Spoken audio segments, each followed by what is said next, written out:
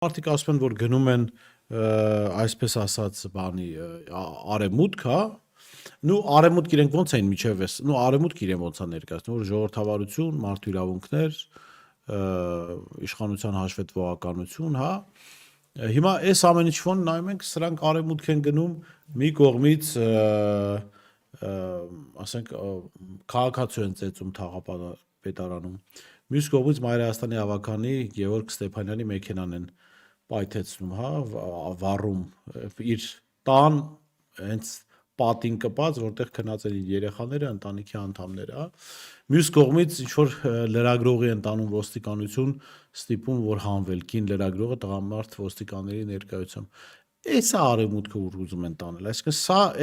այս պատկերները, որ ես ասացի, ավելի շատ Օսմանյան Թուրքիայի մասին, հա, որտեղ այնտեղ հայ կանանց չէ, մերկացնում էին, բռնաբարում էին կամ հայաստանցի այդտեղ ապրող այլ ժողովուրդների կանանց